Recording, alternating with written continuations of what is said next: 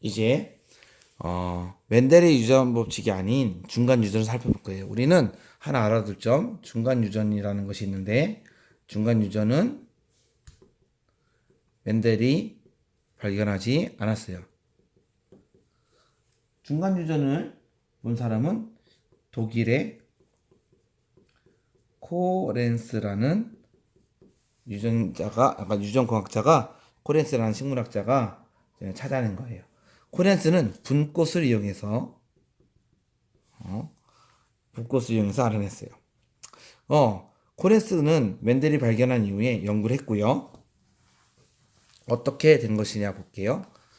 상동 염색체의 존재가 이제 여러분들은 알고 있으니까 빨간 꽃이 있었어요. 레드라고 표현되는 빨간 꽃이 있었어요. 레드 꽃이 있었고 표현되는 똑같은 꽃, 똑같은 종인데 화이트라는 꽃이 있었어요. 이꽃에는 당연히 R이라는 유전자를 가지고 있을 텐데 순종을 준비하면 R을 가지고 있겠죠. 화이트도 순종을 준비한다 그러면 W와 W를 가지고 있겠죠. 이렇게 가진 꽃을 서로 생식세포를 생각해보면 이렇게 대문자 R 대문자 W를 가질 거고 서로 결합을 해서 멘델이라면 여기서 나타나는 표현을 가지고 우성과 열성을 구별할 거예요.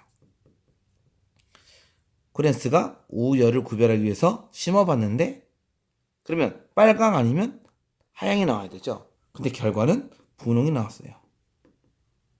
결과가 멘델과 다르죠. 우열의 구별이 불가능해졌어요. 그리고 분홍을 판단해 볼 때 빨강과 하양이 섞인 거거든요. 그래서 코렌스는 어떻게 생각하냐? 분홍이 섞였다는 것은 흰색 형질이 나타나고자 하는 능력과 빨강이죠. 빨강 형질이 나타나는 것과 흰색 형질이 표현되는 능력, 나타나고 표현되는 능력이 같다. 그래서 서로 같이 표현된 거예요. 중간 합의에서 같이 나타나는 거를 중간 유전이라고 하는 거예요. 우열 관계가 명확하지 않아요. 중간 유전의 특징은 우열 관계가 명확하지 않아요. 어느 게 우성인지 모른다는 거죠. 서로 우성일 수 있다는 거예요. 서로 열성일 수도 있고, 즉 중간 유전은 우열이 구분이 안 되는 거예요. 중간 유전의 대표적인 예가 교과서 팔로미노, 말, 그리고 푼꽃, 금어초, 앵무새 등이 있어요. 303페이지를 찾아보고 재밌는 점은 중간 유전의 결과도 분리의 법칙과 똑같은 표로 설명할 수가 있어요. 303페이지에 나와 있죠. 분리의 법칙과 똑같은 표로 설명할 수 있어요. 예를 들어서 빨간 꽃과 빨간 꽃이 있고요. 흰 꽃과 흰 꽃이 있는데 얘의 생식세포는 빨간 생식세포, 하얀색 생식세포가 만들어질 거고 서로 결합해서 빨간과 하양을 가지고 있는 분홍색 꽃이 나타날 거고 얘가 만드는 생식세포가 빨간과 흰색을 가진 생식세포, 서로 결합을 하면 빨강과 빨강, 빨강과 흰색, 빨강과 흰색, 흰색과 흰색이니까 여기서도 재밌는 게 빨간 꽃, 레드 꽃은 한 개, 다음에 핑크 꽃은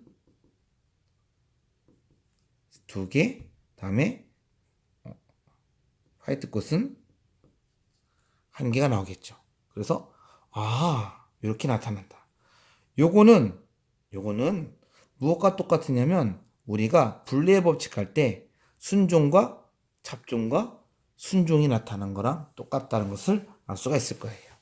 그래서 요 표 301페이지 있는 거 서로 그릴 수 있었으면 합니다. 각각의 중간 유전 얘도 알아두고 중간 유전의 또 하나 중요한 점은 사람의 유전형들 중에 혈액형이 중간 유전과 관계가 있어요. 그러면 이제 사람의 유전 연구 방법을 살펴볼 거예요. 사람의 유전 연구 방법. 304페이지에 자세히 나와 있죠? 사람 유전 연구의 어려운 점. 1. 임의 교배 불가죠. 실험을 위해서 서로 결혼시키는 건 윤리적으로 안 되죠. 2. 한 세대가 길죠. 완두는 몇 개월이면 되지만 사람은 특징이 잘 나타나고 하려면 몇십 년을 봐야 되겠죠. 두 세대만 보더라도 100년, 뭐 짧게 잡아도 4, 50년이 되겠죠. 그러면 연구를 2대까지 하려면 100년을 잡아야 될 겁니다. 그리고 자손이 적어요.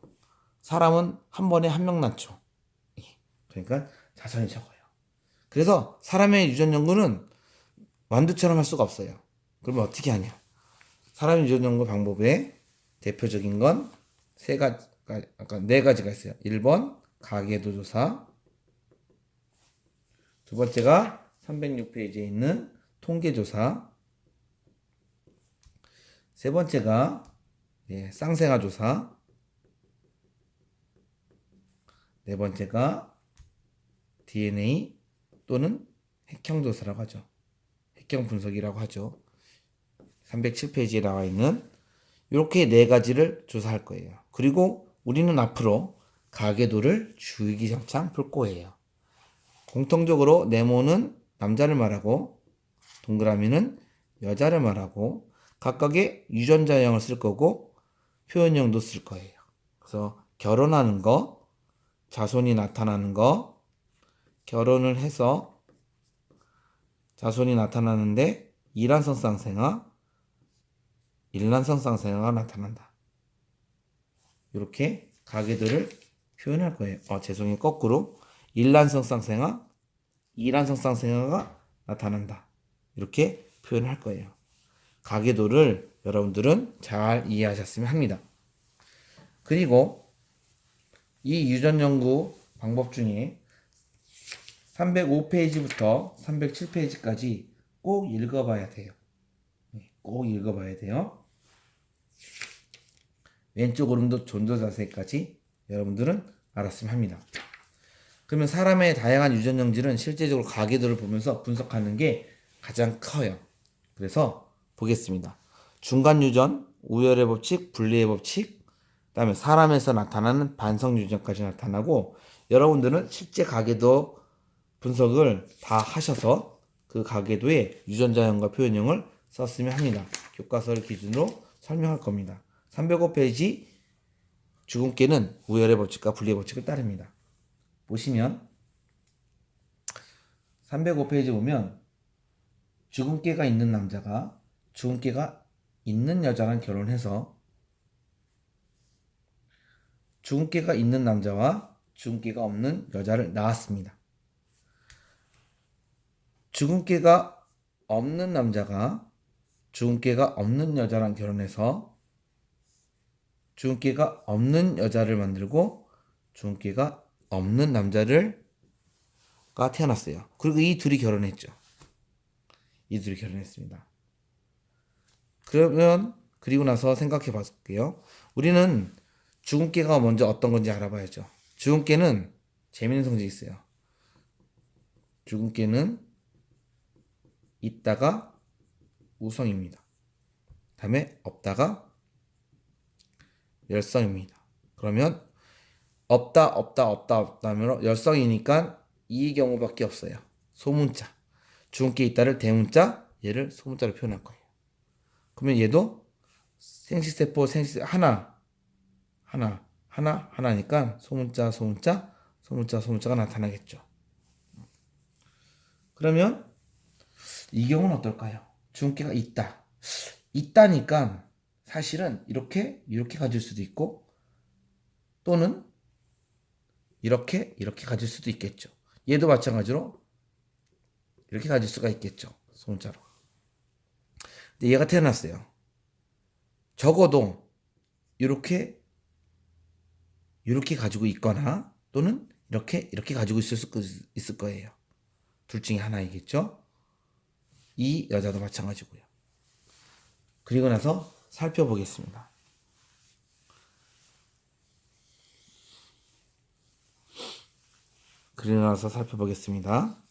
교과서에 보면 쌍생아가 있어요. 어떤 쌍생아이냐? 이란성 쌍생아가 여기 있어요. 이렇게 이란성. 난자가 두 개가 있다는 거죠. 주음기가 없고 주음기가 있는 아이가 태어났죠.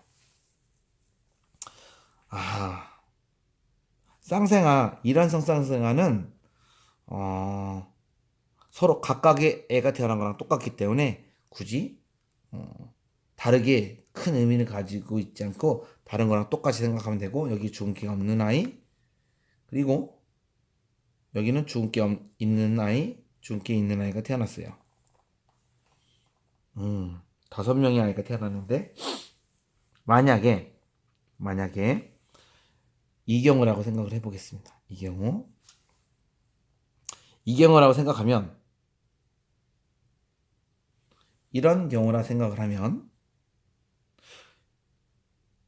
죄송해요. 우리는 이런 경우를 생각해 볼게요. 만약에 이렇게 가지고 있다, 이렇게 가지고 있다 생각을 하면, 얘와 얘가 결합하고, 얘와 얘가 결합하고, 얘와 얘가 결합하고, 얘와 얘가 결합하면 대문자가 들어갈 수밖에 없어요. 주음계는 우열관계가 명확하니까 이런 아이가 태어날 수가 없죠. 얘는 확실하게 이렇게 소문자가 확실하거든요. 그러므로 얘는 대문자와 더불어 소문자를 가지고 있어야 돼요. 대문자를 가지고 있어야 되는 이유는 주음계가 있기 때문이고, 소문자를 가지고 있어야 되는 이유는 소문자가 태어났기 때문이에요. 왜냐? 엄마는 소문자 하나만 줄 거예요. 소문자 하나는 아빠한테 온 거거든요. 다시 한번. 이 아이들은 소문자만 가지고 있어요. 2개씩. 그런데 하나는 엄마 거, 하나는 아빠한테 온 거거든요. 엄마는 확실히 소문자 2개 중에 하나를 주었어요. 나머지 하나는 아빠한테 받아야 되니까 아빠가 소문자를 가지고 있을 수밖에 없어요. 근데 아빠는 주음계가 있으니까 대문자를 가지고 있을 수밖에 없죠. 이 경우가 명백하죠, 이제. 여기 봅시다. 주음계가 엄마한테 소문자 S를 받을 수밖에 없어요. 엄마는 소문자밖에 못 주거든요. 근데 주음계가 없대요. 다 대문자를 가지고 있어야 주음계가 없겠죠. 그렇다면 아빠는 대문자와 소문자를 같이 가지고 있겠죠. 그렇다면 확실하지 않지만 대문자 확실하진 않지만 이 부모는 대문자를 가지고 있는 경우는 없어요. 이렇게 가지고 있다면 이 경우가 안 나타나겠죠. 그러니까 이 부모 중에 누군가는 소문자를 가지고 있어야 돼요. 그래야 소문자가 전달될 거예요. 엄마가 가지고 있을 수도 있고 아빠가 가지고 있을 수도 있고 둘 다 가지고 있을 수도 있어요. 이거 둘은 몰라요. 하지만 여기 있는 관계로 인해서 남편의 소문자, 유전자형은 알아낼 수가 있겠죠.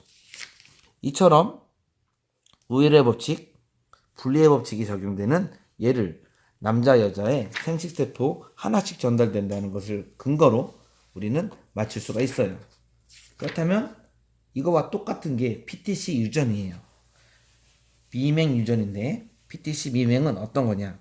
PTC라는 약품이 있고요. 그 약품은 쓴맛이 나타나는데 어떤 사람은 쓴맛을 느끼지만 어떤 사람은 쓴맛을 못 느껴요. 못 느끼는 것이 열성이고 느끼는 것이 우성이에요. 그래서 PTC 미맹은 느낌을 우성이고 못 느낌을 열성이라고 하고 대문자 T로 표현하고 소문자 T로 표현해요. 그러면 이제 교과서를 볼게요. 정상 남자가 정상 여자랑 결혼했어요. 그런데 아이가 4명 나왔는데 정상, 그다음에 맛을 못 느껴요. 그리고 맛을 못 느껴요.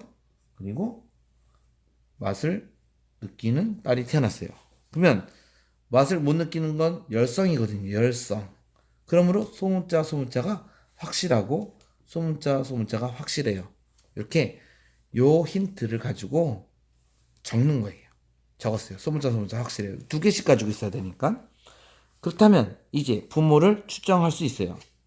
대문자, 아까 소문자가 확실함으로, 소문자가 확실함으로 부모는 다 소문자 하나를 가지고 있을 수밖에 없어요. 왜냐?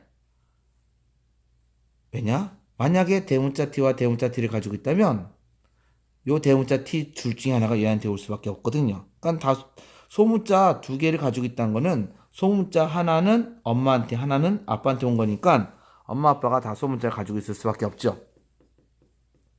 그래서 아빠도 소문자를 가지고 있고 엄마도 소문자 가지고 있어요. 그리고 정상이라 했기 때문에 대문자 T와 대문자 T가 나타날 수밖에 없어요. 요 4명은 확실하게 유전자형을 알 수가 있어요. 그럼에도 불구하고 얘는 대문자 T일 수도 있고 대문자 T, 소문자 T일 수도 있고 이 아이도 마찬가지로 확률은 50%가 될 겁니다. 확실하진 않습니다. 확실한 건 요 4명의 유전자형은 확실합니다. 그리고 이제 PTC 미만까지 분리의 법칙과 우열의 법칙이 잘 적용되는 일반적인 멘델의 법칙이 잘 적용되는 사람의 형질이에요. 사람의 형질 중에서 중간 유전 형질이 있는데 바로 혈액형이에요.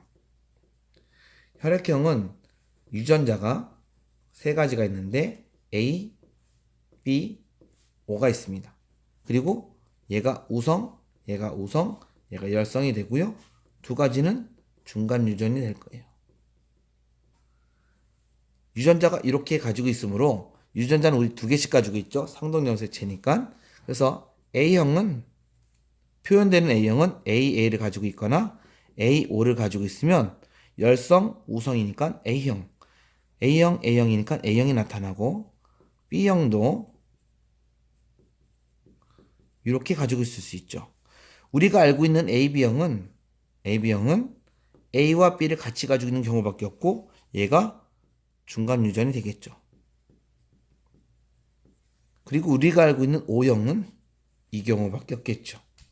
왜냐면 얘는 열성이니까.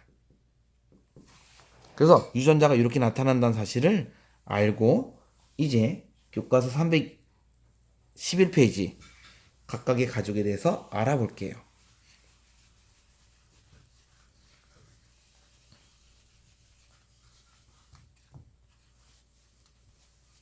먼저 A형 남자와 B형 여자가 결혼했어요. 그런데 태어난 아이 중에 O형이 있네요. O형이 있어요. O형은 OO밖에 없어요. 이 O는 엄마한테 하나 왔을 거고 이 O는 아빠한테 왔겠죠. B형이라 하니까 이 경우에 유전자가 100% 확실하고 이 경우에 유전자형이 이렇게 확실하겠죠. O형도 확실하고요. 그렇다면 A형이 나타났다는데 A형은 AA가 될 수가 없어요. A를 아빠한테 받았는데 엄마는 B를 주면 AB가 나타나거든요. 그러니까 이 경우는 AO가 확실하죠. 그리고 B형이 나타났다는데 이 경우도 BO가 확실하죠. A가 들어가면 AB형이 될 테니까. 문제는 다른 여자 또는 남자가 태어난다면 AB형도 태어날 수가 있겠죠. AB면. 이런 경우에 문제로 이런 것도 가능하겠죠. 이 막내가 남자 2분의 1의 확률, O형 4분의 1의 확률이죠. 왜냐면 하나, 둘, 셋, 4개가 결합하는 확률이 존재하니까. 그래서 남자 O형이 태어날 확률은 8분의 1입니다. 볼까요? 서로 곱해서 8분의 1이 나오는 방법이 있겠고요. 또는 남자 A형, 남자 B형, 남자 A형, 남자 O형이 태어나겠죠. 또는 여자 A형, 여자 B형, 여자 AB형, 여자 O형. 총 경우의 수는 8가지가 다 태어날 수 있어요. 그런데 남자 A형만 골라라 8분의 1. 남자 O형만 골라라도 8분의 1이 되겠죠. 그래서 확률을 알아볼 때는 각각의 독립의 법칙처럼 구해서 곱해도 되고요. 경우의 수를 다 적어봐도 되겠습니다.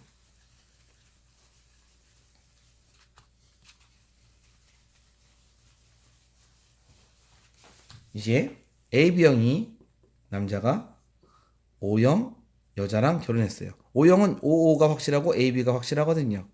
결합을 한다면 우리는 이렇게 풀어볼게요. 이번에 AB, O니까 AO, BO, AO, BO가 나타나겠죠. 그러니까 A형 50%, B형 50%가 되겠죠.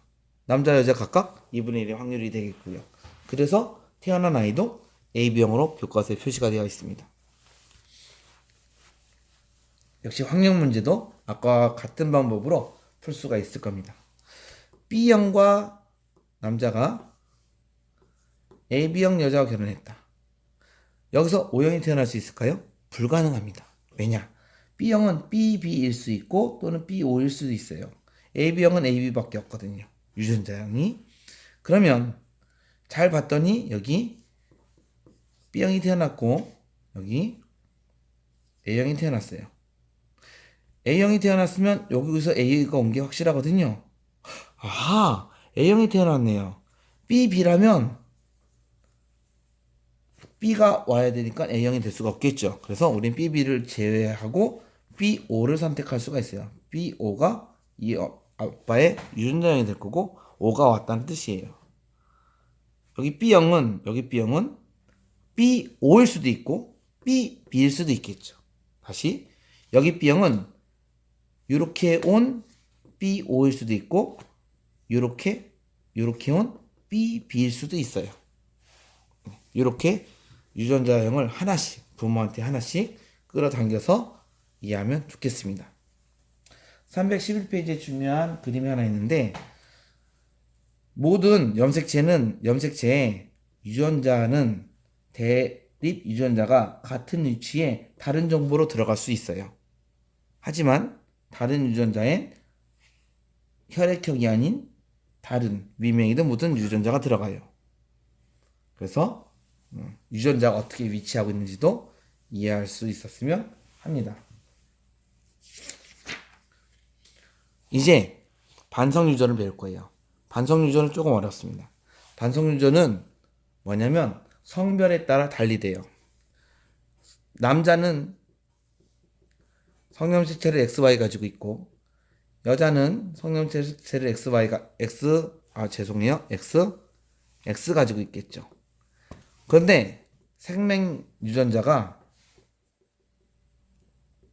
X의 위치예요. 그래서 이렇게 표현할 거예요. 생명 유전자가. 그리고 정상은 X로 표현할 거예요. Y에는 생명이 없어요. 존재하지 않아요. 그러니까 이거는 있을 수가 없어요. 이렇게. 그러면 남자의 경우에 X, Y는 정상이고요. X, Y를 가지고 있으면 얘의 대립 유전자가 없으므로 여기가 나타나서 얘는 생명이 돼요. 여자의 경우에는 정상이고요.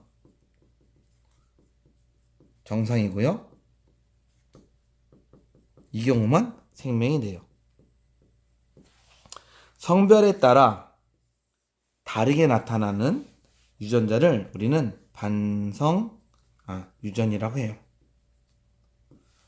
반성 유전은 성별에 따라 달리 돼요. 그래서 유전자가 X 염색체에 있어서 성에 따라 유전 형질이 나타나는 비율이 달라지는 유전이라고 정의가 되어 있고 313페이지에 적혀 있어요. 반성 유전의 예는 혈우병도 있습니다. 그러면 이제 볼게요. 반성 유전은 성별에 따라 다르구나. 우리 교과서 실제 예를 보고 여러분들이 응용할 수 있었으면 합니다. 가계도가 좀 기니까 잘 ES 합니다. 가계도에 보면 여기에 정상 남자가 정상 여자랑 결혼해서 생명인 남자를 낳고요. 정상 여자를 낳았어요. 생명이네요. 그럼 확실하게 이렇게 표현할 거예요. 얘가 아주 있네요. 근데 이 와인 누구한테 받았을까요? 아빠한테 받았겠죠? 아빠한테. 근데 아빠가 정상이네요. 이 경우밖에 없네요. 이거 누구한테 받았죠? X 프라임? 엄마한테 받았겠죠? 근데 엄마는 정상이네요. 이 경우밖에 없겠죠. 예. 그러면 이 딸은 어떻게 가지고 있을까요?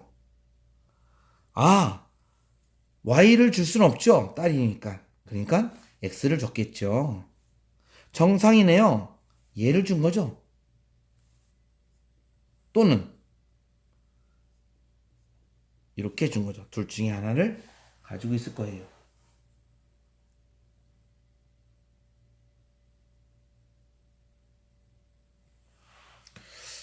그런데 둘 중에 하나 가지고 있을 거예요. 지금 이 상태만 봐서는. 옆에 집안을 볼게요. 옆에 집안은 여자인데 생명이에요. 그리고 남자인데 정상입니다. 그러면 생명이니까 이렇게 유전자를 가지고 있고 정상이니까 이렇게 유전자를 가지고 있을 겁니다. 이 둘이 결혼했는데